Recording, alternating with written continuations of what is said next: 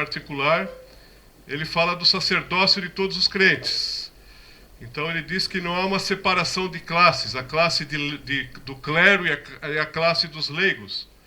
Ele diz que somos todos iguais, somos todos sacerdotes, mas agora aqui no capítulo 5, ele fala que há dons e funções diferentes no corpo de Cristo, porque é natural, somos todos iguais, temos a mesma importância, o mesmo valor, somos todos sacerdotes reais, sem dúvida, mas no corpo de Cristo há dons e funções diferentes.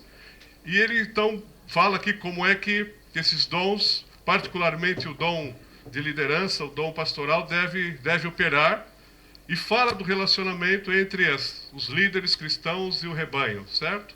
Ele fala isso. Então esse livro é rico, ele consegue equilibrar essas duas coisas. Somos todos iguais, mas há dons e funções diferentes.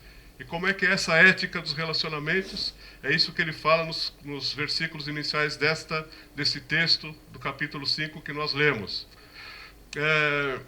Pedro aqui também usa a terminologia direta ou indireta, pastor, ovelha e lobo.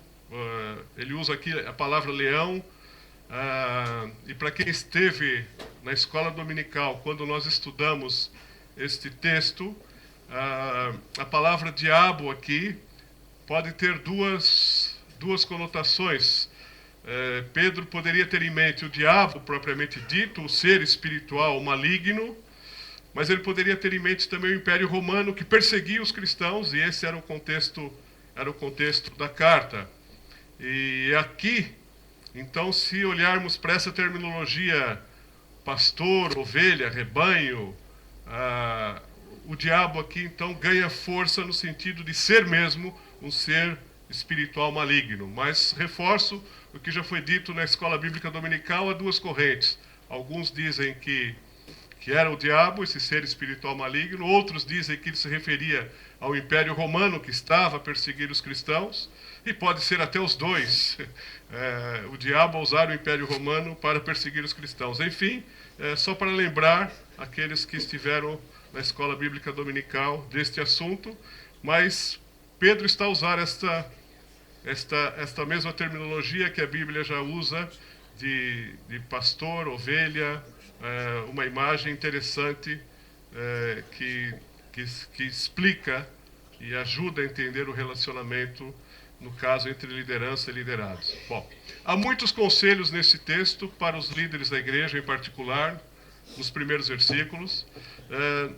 Não vou falar sobre isso agora. Não temos tempo para ir muito longe nisso, mas eu gostaria de focar apenas em um item que esse texto fala. Gostaria de focar na humildade, em contraposição ao orgulho. E este ensino que Pedro coloca aqui, tanto serve para os líderes quanto para os liderados. Tanto para pastores ou presbíteros ou anciãos, depende da tradução que tu tens na tua mão, quanto serve para o rebanho, para a ovelha, enfim, para os demais membros da igreja com seus dons e etc. Serve para todos, certo? E o versículo 5, a parte B, diz que Deus dá graça aos humildes. Eu gostaria que isto ficasse marcado na nossa mente. Esse texto bíblico. Deus dá graça aos humildes. Deus dá graça aos humildes. E isso serve para todos nós, certo? Para todos nós. E por que vamos falar da humildade? Em contraposição ao orgulho, claro, que é um problema sério no ser humano caído, ou seja, na vida de cada um de nós. Na minha vida, na tua vida, na vida de todos. Uns mais, outros menos, por diferentes razões, mas o orgulho está sempre presente. E o texto, o versículo 5, ainda acrescenta que Deus se opõe aos orgulhosos. Deus é contra a atitude orgulhosa do ser humano. E se nós olharmos lá Provérbios capítulo 6, daquelas 6 coisas, o texto começa assim: as 6 coisas que o Senhor odeia e a 7ª ele abomina, ou seja, das coisas que ferem mais profundamente o coração de Deus, a primeira que está lá na lista é o orgulho. Lá está, pelo menos na minha tradução, os olhos altivos. Então, é um tema importante, é difícil tratar, e eu mesmo luto com o meu orgulho, e vocês sabem disso, e acho que cada um tem as suas lutas com orgulho, mas é um ensinamento bíblico que calha nesse texto, e é bem oportuno, pelo menos para a minha vida. Deus tem falado muito, espero que fale também com a tua vida. Não vamos ter tempo para definições profundas, o que é humildade, o que é orgulho, isso a gente já tem ouvido isso, mas as descrições que eu vou apresentar poderão, espero eu, proporcionar um entendimento adequado da importância deste assunto para a vida cristã. Então, a primeira coisa que eu gostaria de falar é que, e esse texto deixa claro, é um pedido que Pedro faz aqui aos crentes que estavam dispersos em vários lugares, que estavam sujeitos à perseguição do Império Romano, etc. Mas Pedro pede aqui, que no versículo 5, que haja uma sujeição, uma submissão mútua. Ele pede que isso aconteça, que as pessoas não se tornem individualistas, cada uma tentando cuidar só de si, a preservar a sua vida, a sua família, seja lá o que for, mas que eles mantivessem, mesmo em circunstâncias adversas, uma submissão, uma sujeição mútua, tanto de líderes para os liderados, quanto o oposto também. Ou seja, estou a falar para todos. E quando nós falamos em submissão, submissão é sinônimo de humildade. E submissão implica relacionamento, certo? Implica um relacionamento, e estou a falar de submissão mútua, de um para com o outro. Então, claro que há um relacionamento que está implícito nesta submissão, na sujeição, de se colocarmos uns sob os outros, debaixo dos outros. Não estou a falar de uma submissão que é do exército, que é imposta, que é num sentido só, de cima para baixo. Estou a falar de uma submissão que é voluntária, que vai nos dois sentidos, de um para com o outro, e que é algo que vem do coração. É uma submissão que vem do coração. E essa é uma característica da humildade que Pedro nos dá aqui. Pedro está a dizer é que o humilde se submete, se sujeita, se coloca voluntariamente abaixo ou debaixo dos outros. E, consequentemente, ele se sujeita a Deus. Porque se nós não nos sujeitamos uns aos outros, a quem vemos, estou a usar um outro versículo e mudando o verbo, lá é amar. Se nós não nos sujeitamos às pessoas a quem nós vemos, nós também não vamos nos sujeitar a Deus a quem nós não vemos. Essa palavra submissão, eu lembro quando o Sharp pregou, lá em Efésios, ele disse que é fazer tudo pelo outro. É fazer tudo pelo outro. E se fazemos pelo outro, fazemos também por Deus, certo? Por exemplo, Jesus lavou os pés aos discípulos. Ele se submeteu aos discípulos. Estava a ensinar os discípulos a serem humildes, a terem uma atitude humilde. Então, a humildade é fundamental para a fé cristã, porque sem a humildade não vai haver submissão, porque o orgulhoso jamais se submete, ou ele se submete em parte, com reservas. O orgulhoso está mais centrado em si mesmo e nas suas próprias opiniões. Ele está certo, geralmente considera que está certo, e os demais estão errados. Ele é superior, não se mistura, é individualista, quer sempre ter razão. O humilde considera os outros superiores a si mesmo. Está lá em Filipenses, capítulo 2, versículo 3. O humilde ama. E dentre as características do amor lá de 1 Coríntios 13, diz que o humilde não busca os seus próprios interesses. Aquele que ama não busca os seus próprios interesses. Ser humilde, se submeter a isso, é procurar os interesses dos outros. Geralmente o orgulhoso não consegue amar. Ele julga, ele mede, ele compara. O humilde coopera, o humilde alinha. O orgulhoso tem dificuldades para fazer isso.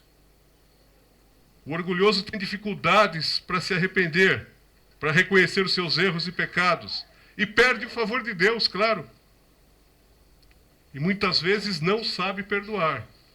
Agora, humilde tem profunda convicção de pecado. Não tem problemas em reconhecer os seus erros. Se arrepende e assim, arrependido, experimenta a graça e o amor de Deus. E por causa disso, o humilde tem mais facilidade em dar perdão, em perdoar quando ele é ofendido. Na verdade, a humildade é a essência da santidade. A essência da santidade passa pela humildade. É colocar Deus no centro da vida e destronar o eu. O orgulhoso coloca o eu, a minha vontade, no centro da vida. Então, é isso que Pedro está a falar a esta igreja e a nós hoje, para que humildemente nos submetamos uns aos outros, e que esse relacionamento, então, da submissão, seja feito na base da humildade. Sem humildade, não há esta sujeição de uns para com os outros.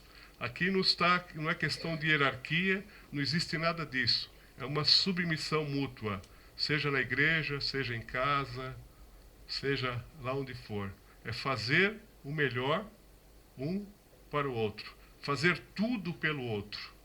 E, consequentemente, fazer para Deus. Interessante que esse texto e outros textos bíblicos mostram também que o humilde cresce espiritualmente. Ele muda, ele evolui, ele reconhece os seus erros, ele tem oportunidade de corrigir, e ele será exaltado por Deus no tempo de Deus. Nós acabamos de ler aqui, para que, no versículo 6 diz, para que ele os exalte no tempo devido. No tempo devido. Deus, o supremo pastor, como nós lemos aqui, cuida do humilde. Ele está ao redor do humilde. Interessante que quando fala que Deus cuida do humilde, é usada a mesma palavra do leão abaixo, que está ao redor das pessoas, está ao redor procurando a quem devorar. Deus está ao redor do humilde. É exatamente a mesma palavra. Ele cuida do humilde. Por outro lado,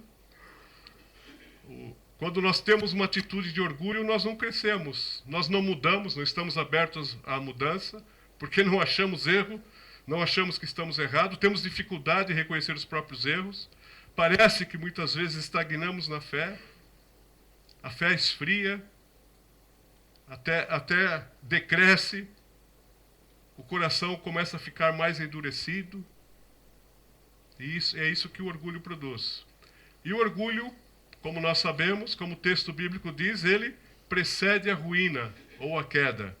Provérbios 16, versículo 18, diz exatamente isso. E quem se exaltar será humilhado, mas quem se humilhar será exaltado. Então, infelizmente, todos nós lutamos com orgulho. Eu luto com orgulho, tenho certeza que cada um na sua proporção também luta com orgulho. Mas o que Pedro nos chama é para a humildade. E a humildade implica esse relacionamento de sujeição uns aos outros. Uma sujeição voluntária do coração, em que fazemos tudo pelo outro e, consequentemente, também por Deus. Eu já vi muitas pessoas, pastores ou não, que caíram. O orgulho parece que subiu a cabeça. O ego ficou mais inflado. E no tempo devido, a pessoa não se arrependeu, não saiu dessa situação. E eu já vi muitas vezes consequências desagradáveis que não gostaria de ver na vida de ninguém. E nós todos estamos sujeitos a isso, porque a Bíblia diz que quem está em pé, olhe que não caia. Mas temos sempre a chance de evitar que isso aconteça. Se nós reconhecermos o orgulho na nossa vida e se lidarmos com esse assunto diante de Deus e como a Bíblia nos orienta. Ou seja, buscar sermos humildes. Às vezes é o próprio Deus que puxa, que tira o chão, o tapete debaixo da pessoa, para o bem da própria pessoa. Para o bem da própria pessoa. Porque Deus se opõe aos orgulhosos. Deus se opõe aos orgulhosos. Porque o orgulhoso não vai conhecer a Deus. Até sabe que Deus existe, mas está perdendo alguma coisa da natureza divina. Mas o humilde cresce espiritualmente, o humilde tem o favor de Deus, Deus cuida, está ao redor do humilde, e a palavra de Deus diz assim: ao humilde, eu estimo, ao humilde e contrito de espírito que treme diante da minha palavra. Isaías 66, versículo 2. A este eu estimo, diz o Senhor, ao humilde e contrito de espírito, que treme diante da minha palavra. E para acabar esse tempo, esta meditação breve, devemos ser humildes porque Deus é humilde. Deus é humilde. A encarnação, o Natal, que vamos celebrar agora, nos próximos dias, é a humildade celestial presente entre nós. Simplicidade. Identificação completa com o ser humano. Cristo é a humildade de Deus personalizada na natureza humana. O próprio Jesus disse, lá em Mateus 11, 29, eu sou manso e humilde de coração. Deus é humilde. Deus é humilde. Jesus é Deus. Parece que Deus quis comunicar algo pela forma como Cristo nasceu e viveu. Jesus nasceu numa manjedoura, num estábulo, numa minúscula cidade. A sua família era pobre, sem importância social. As testemunhas do seu nascimento foram pastores, ovelhas e vacas. Ele viveu uma vida que nós conhecemos, simples, de serviço, de dedicação ao próximo. Foi à cruz em favor de toda a humanidade. Então nós sabemos tudo isso. Ele é o nosso modelo de humildade. E só há um jeito para sermos humildes. Só há um jeito para sermos humildes. É Ele viver através de nós. É a humildade dele se manifestar através da nossa vida. Porque nem a perseguição parece que acabou com a humildade dos cristãos. Estavam sob perseguição e Pedro teve que escrever para eles, olha, sejam humildes. Portanto, humilhem-se debaixo da poderosa mão de Deus. É só o poder de Deus que pode tirar o nosso orgulho e transformar-nos em pessoas que sejam humildes. É só Ele a viver através de nós, é que pode nos levar a ser humildes como Ele é. Deus é humilde, Jesus é humilde. Se o humilde viver em nós, essa humildade vai ser refletida através da nossa vida. Por isso é importante que Ele viva em nós. O Tozer, vocês conhecem, escreveu o seguinte: eu encontrei dois tipos de cristãos. O orgulhoso, que imagina ser humilde, e eu era assim, reconheço, já falei isso aqui. Eu achava que eu era humilde, até Deus me mostrar que não. Então, vou voltar ao texto de Tozer. Eu encontrei dois tipos de cristãos. O orgulhoso, que imagina ser humilde, e o humilde, que tem medo de ser orgulhoso. Falta um terceiro tipo, aquele que se esquece de si e que se coloca inteiramente nas mãos de Cristo e que se recusa a perder tempo tentando tornar-se bom e humilde. Ou seja, nós não vamos conseguir, nós precisamos dele a habitar em nós. É Ele que vai fazer esse trabalho em nós, se nós, claro, cooperarmos com Ele e darmos espaço para Ele trabalhar na nossa vida, porque Deus dá graça ao humilde. O primeiro passo para a humildade é reconhecer que nós somos orgulhosos. Mais ou menos, por razões diferentes, mas a nossa natureza pecaminosa naturalmente nos leva a sermos orgulhosos. Precisamos reconhecer isso. nas várias situações da nossa vida, nos nossos relacionamentos, em casa, fora de casa, na igreja. Como é que isso se manifesta? E precisamos pedir: Senhor, ajuda-me a ser humilde como o Senhor é humilde. Vive em mim e vive essa humildade do Senhor através da minha vida. Porque senão nós não vamos conseguir, e Tozer captou isso de uma maneira especial nesse texto que eu acabei de ler. E o modelo a seguirmos, claro que temos que fazer a nossa parte é cooperar com o trabalho de Deus na nossa vida, mas o modelo a seguir claramente é Jesus Cristo. E eu gostaria que nós abríssemos então em Filipenses 2, de 5 a 11.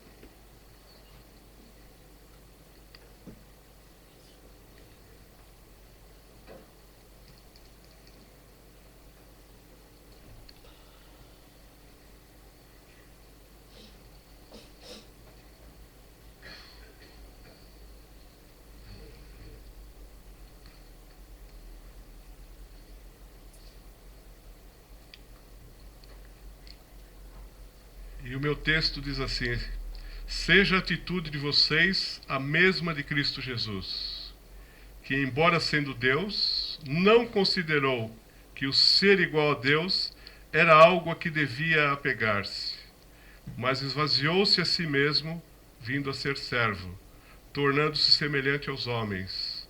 E, sendo encontrado em forma humana, humilhou-se a si mesmo, e foi obediente até a morte, e morte de cruz. E daí vem que Deus exalta os humildes, certo? Por isso Deus o exaltou à mais alta posição, e lhe deu o nome que está acima de todo nome, para que ao nome de Jesus se dobre todo o joelho, nos céus, na terra e debaixo da terra, e toda língua confesse que Jesus Cristo é o Senhor, para a glória de Deus Pai. Está aqui o exemplo maior de humildade. E esta deve ser a nossa atitude: esvaziarmos-nos de nós próprios. Eu acho que isso é super difícil. Digo por experiência própria.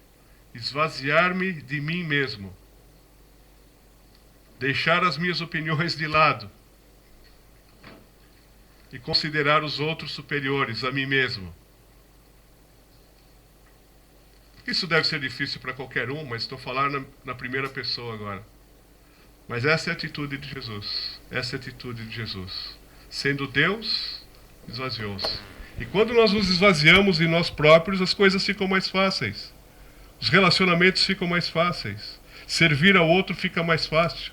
Alinhar nos projetos fica mais fácil. Acertar a vida conjugal fica mais fácil. Falar com os filhos ou com os pais fica mais fácil. Porque nós abrimos mão dos nossos direitos, que nós lutamos tanto, com tanto orgulho. Quero ter razão. Não. Temos o exemplo maior na pessoa de Jesus Cristo. Humildade é Jesus Cristo, ou humilde, viver através de nós. Este é o nosso exemplo a seguir. E este humilde, como nós lemos, entregou a sua vida por nós. E nós vamos participar na ceia, relembrando este facto fundamental para a nossa vida e para toda a humanidade. Mas antes disso, eu vou convidar o Jorge e a Beth, vão distribuir a ceia hoje. Eles podem vir para cá, mas antes disso, vamos ter um momento de oração. Vamos ter um momento de reflexão sobre este assunto da humildade. Como estamos a lidar com o nosso orgulho. Cuidado que o orgulho é muito sutil. Às vezes nós pensamos: não, eu não tenho orgulho. Eu não sou como este ou aquele. Há uma sutileza muito grande quando nós fazemos esse tipo de afirmação.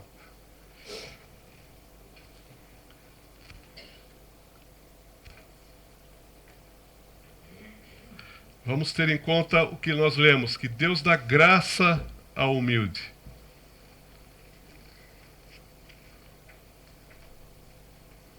Deus está ao lado, ao redor do humilde.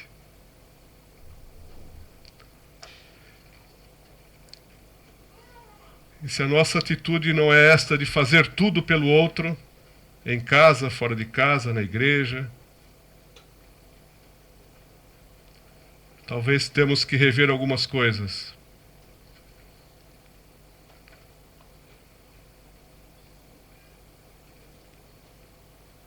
Pede que a atitude de Jesus seja a tua atitude. Esta que acabamos de ler. Esvaziamento, humildade, obediência, até a morte e morte de cruz. E pode ter certeza, no tempo devido, Deus traz a exaltação. Se Ele assim quiser fazer. Mas é o que está escrito na palavra. Deus te dá razão. Se for o caso. Deus luta pela tua causa, pelo teu motivo. Não precisamos lutar.